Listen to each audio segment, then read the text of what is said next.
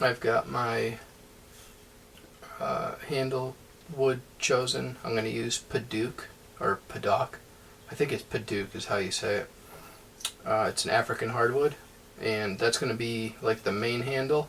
And then I'm going to do a bolster from here to here of buffalo horn. I'm going to use black or dark brown buffalo horn. And I think Padauk should hold up well to like the climates that are going to be around a kitchen knife. It can handle a little bit of moisture, but I'm going to be protecting it pretty well. I'm going to do, I think, like a salad bowl finish. I'll probably do something like that, like an oil, but with some kind of urethane. I want to use, I think, like an oil urethane blend. I'm not really 100% sure what I'm going to do, but I'll take you guys along with me for whatever the steps are. I'm kind of just, figuring it out as I go. So at this point, I'm going to cut some buffalo horn for the bolster, fit it, get the top piece really nice so it has a good aesthetic look, so there's no, like big gaps or anything. And then we'll go from there. I'll cut the Padauk and then get shaping and glue everything together, and yeah, we'll go from there.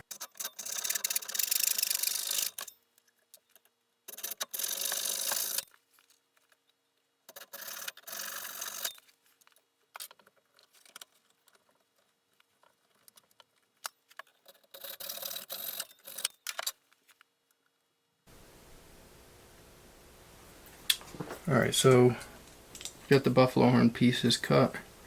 I'll go ahead and light sand them, and then start gluing them together to create the bolster.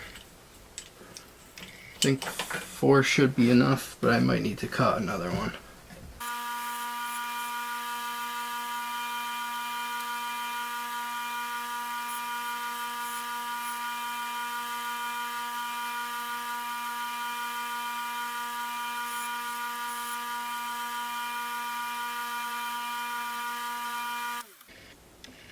Alright, so these are all set, and I think I'm gonna probably glue these two together, and then go ahead and drill and file where it's gonna meet the knife for the bolster, and then I'll go ahead and drill the rest, the other two here, and those don't have to be as nice because you're only gonna see the top piece, so you don't have to be as precise, but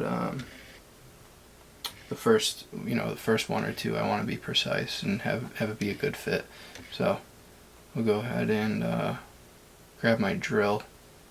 I don't have to be so precise that I use a drill press. I'll just use a hand drill, and I'll just clamp it down to a piece of wood. So let me go grab my drill and some bits, and we'll get started. Alright, so I've got the piece of buffalo horn, and I've actually measured out on the calipers as well. It's 410 thousandths, so which is actually just over 10 millimeters. So that's about the width that I need to go to have it fit over the handle. So like there. And that's the fattest point of the tang of the blade. So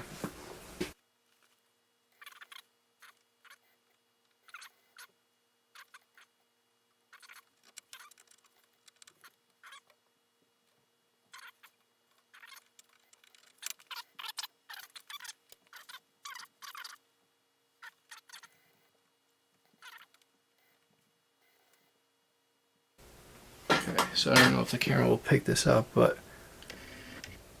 right now I have 2 little dots on the ends here and here, and that's where I'm going to be drilling my holes for the end to be. So I don't want my drill bit to go past those two dots. And for this drilling, I have my bits right here, and what I'm going to do is pick a drill bit that's close to the width of the tang of the knife. So 7/64 is basically the exact measurement of the width of the tang.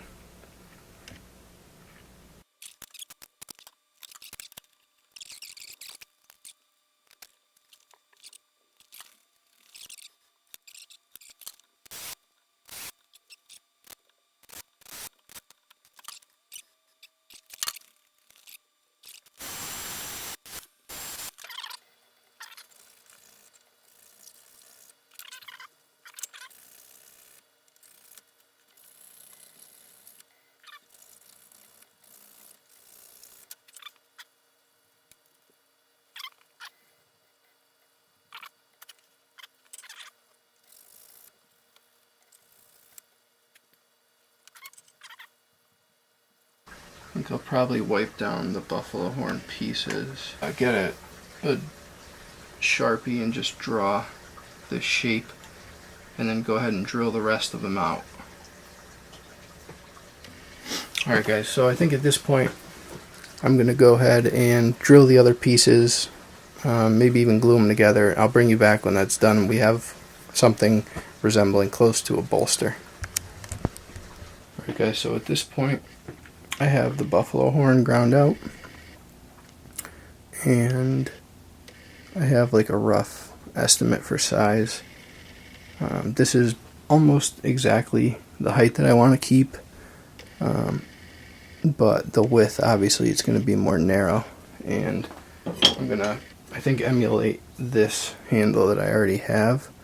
I'm going to go, close to these dimensions. So and right now I'm going to cut some Padauk or whatever the hell it is, and then I'll go out and grind it.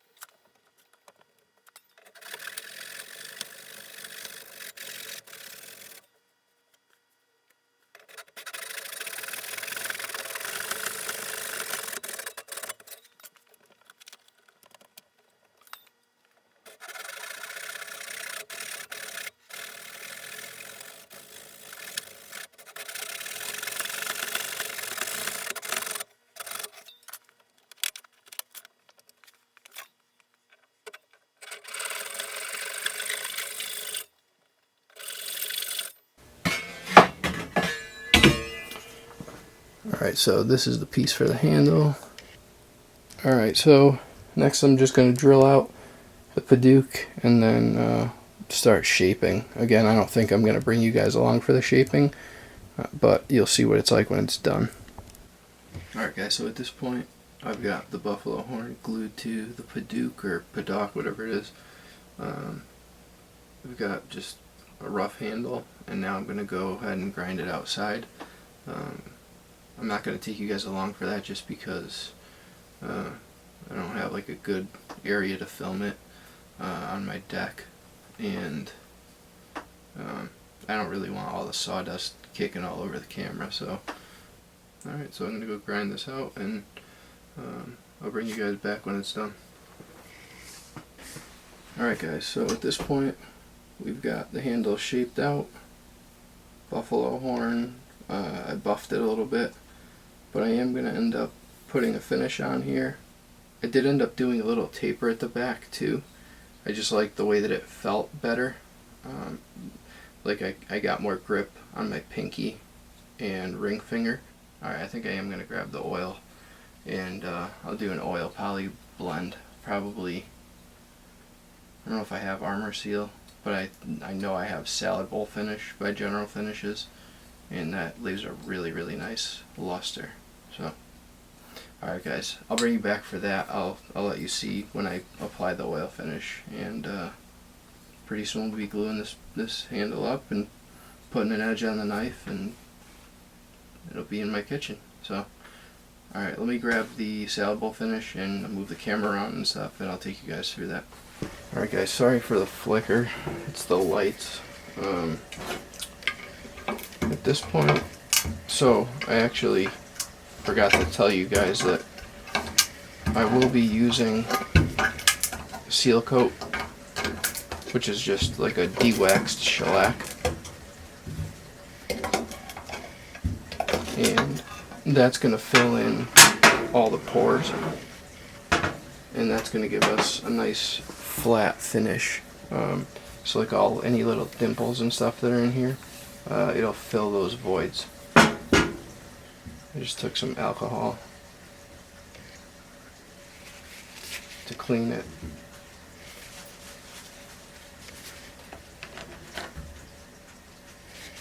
Alright, and I'll put Seal Coat on here.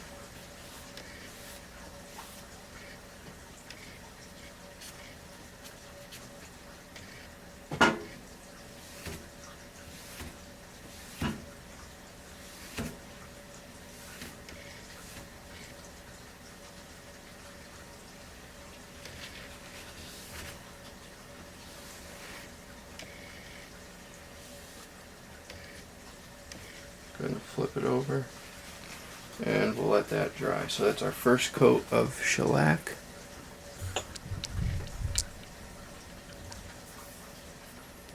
And basically what I'm going to do is just keep repeating this process. So in about 15 minutes or so, I'm going to come back, see if it's dry. If it is, I'll take like 320 and just lightly sand it, basically just to bring down the grain of the wood.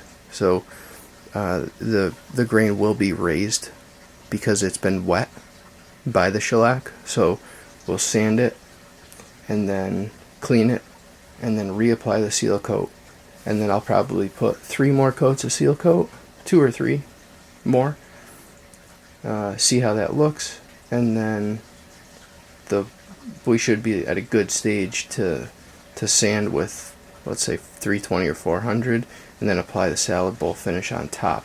And I'll bring you back when I sand and clean it before I put the salad bowl finish.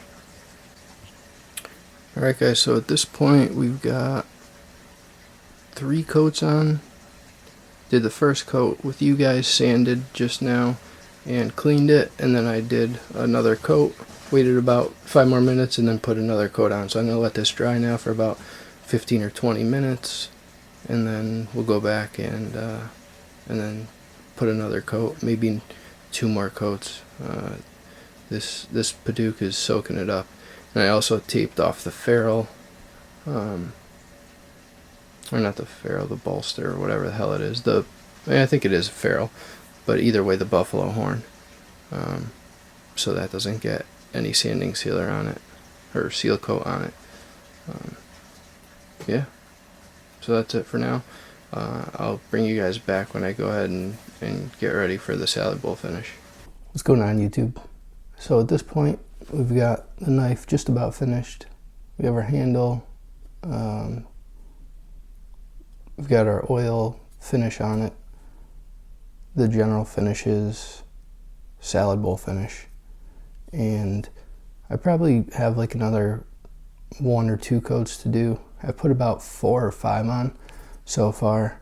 I'll probably do 1 more coat, maybe 2. But it's looking good. There's a couple areas that I want to make a little bit better, but at this point, I am going to be pulling the handle off. I'm going to redo the lines on the hand sanding, bring it back up to 600 or 800 grit, and then we'll throw an edge on it, and then we'll epoxy the handle on, and I'll probably just throw the last coat of urethane on. I'm not sure if I'll show you guys all that, but I'm going to show you the last of the hand sanding, what it looks like when it's done, bring you along for the sharpening, and then I'll probably show you the epoxying of the handle, and then at that point, I'll show you the completed knife. At this point, we're going to go ahead and hand sand the blade for the finish. It's already sanded up to, I believe, 800, but there were some marks on it and stuff, so I'm gonna have to redo it just to get it looking fresh again. So I'm gonna go ahead and do that, and I'll bring you guys along for it. So let's go do it.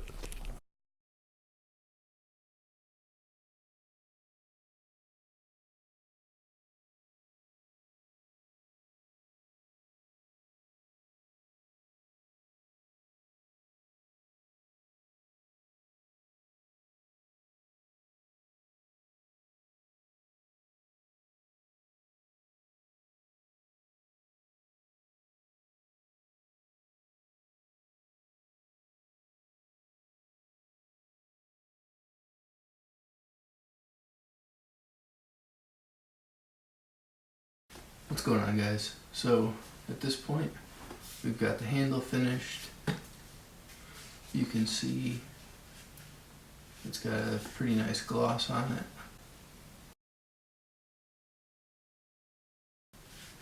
And we're going to go ahead and glue it to the handle. So I ended up finishing the hand sanding. I ended up putting a 320 grit finish on it just because I don't have any more 400 grit sandpaper. So I'm not sure where I'm going to stop, if I'm going to just keep it at 320 or if I'm going to go any higher. I'm kind of torn just because mild steel scratches fairly easily, and if I go above 320, it takes more time and more effort. And if it's just going to get scratched easily anyways, I'm not sure that I want to waste the time. On the flip side of the coin, if I bring the scratch pattern finer, then it's less likely to, the finish will be a little more slippery, so scratches won't happen as easily and rust won't appear as easily, because the more coarse the scratch pattern is on mild steel, usually the easier it'll rust. If it's like polished, it's much harder, or like buffed, it's much harder for the mild steel to get rust. Or not harder, but it takes more time. So I'm not 100% sure what I'm going to do. I may play with it and see what happens. At this point, I'll probably just keep it at 320 for now, but I want to epoxy the handle on, and then put my final edge on it. I have the edge bevel ground on it, so we have like somewhere to start, but I want to put a better finish on it, and at this point I'm going to take you along for epoxying the handle. I have G-Flex epoxy by West Systems. You got 75 minutes of working time, gel time 3 to 4 hours, and then cure time 7 to 10. It's just an easy 1-to-1 mixture. So I'm going to go grab the stuff to do that, and then we'll go ahead and epoxy the handle on.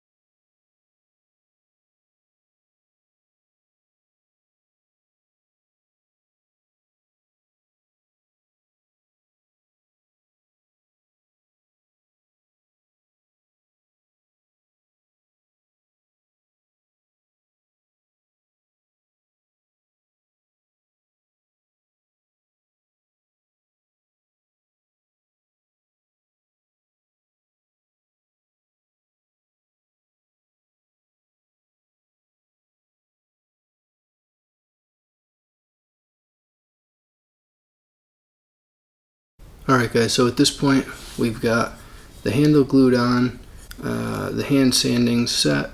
I just wanted to show you guys what it looked like, now that it's got the handle glued on. In part 3 I'm gonna put the edge on and then give you guys like the final pictures.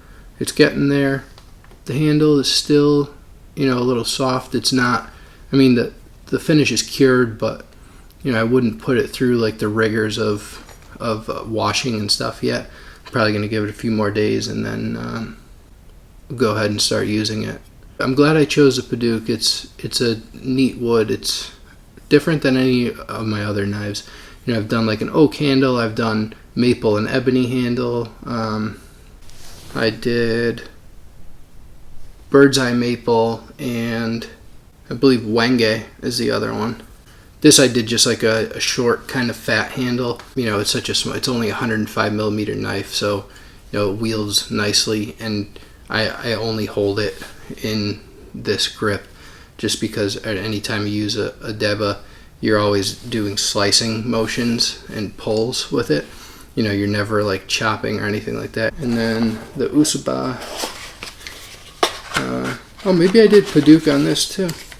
This handle's kind of in rough shape, but I just threw it together quick so I could start using it. This Usuba is Padauk, and this is just a plastic ferrule. But I did like a traditional D-shaped Japanese handle on this. This has a skinnier handle. It's still comfortable, but you can't even compare the two handles. This, the octagonal is way nicer than this one, but it is what it is. Yeah, so either way, the Padauk I think is going to hold up well, just like it did on this. So, maple is a good one. Padauk is good because it's a hard, oily wood. Cocobolo is good. Ebony is fantastic, but it's expensive and it's really tough to work with, and it's tough to get like really high quality ebony. Padauk it's inexpensive enough. It's a little bit cheaper than Cocobolo, but it's still fairly easy to work with.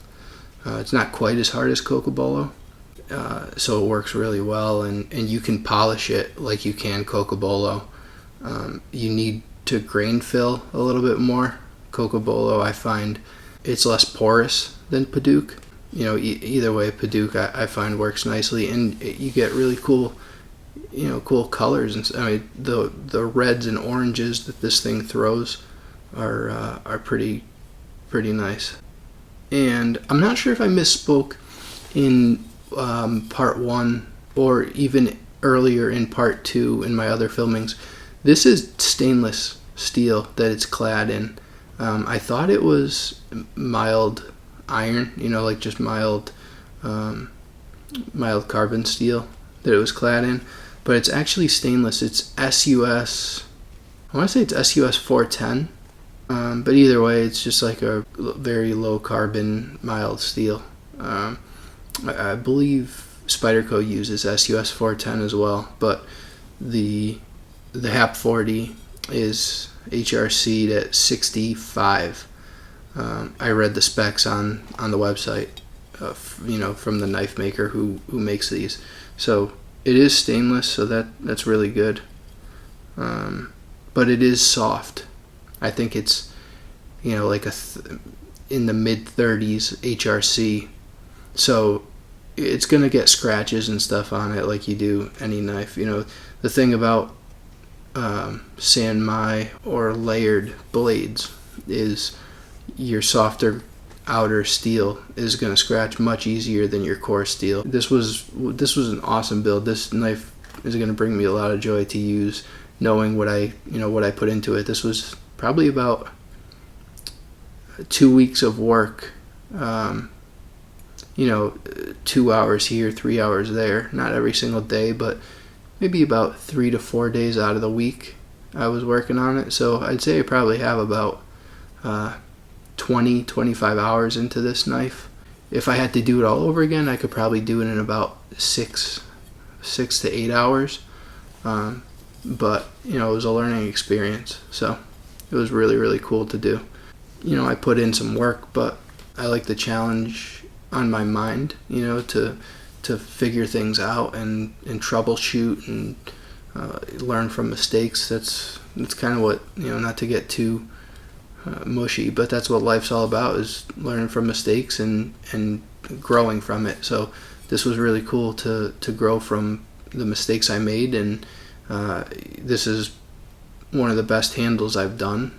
There's one other that's probably as good, but this was tricky. So it was a lot of fun to do, and this is definitely the thinnest knife in my kitchen right now. I'm curious on the edge retention with it. After I put the edge on, I'll probably do like some edge retention testing. I don't know if I'll film it. Maybe I will. I mean, this thing should probably last me like a month or so, I would think, without needing sharpening of daily use. Super Steel Steve swears by his HAP 40 kitchen knife. I think he can go like a full... I know for a fact he said he can go a full day. Steve, let me know in the comments what if you watch this, how long, like what your expected use is out of your HAP 40 Gyoto when you bring it to work. I imagine you probably get definitely a full day, but so for me, just a hobby cook, I imagine it'll last me a few weeks at least, and then just strop it and bring it back. So make sure you guys hit the like button, subscribe if you haven't yet. Make sure you hit the bell, the notification bell, so that you can get notified when I put the third part up to watch the sharpening.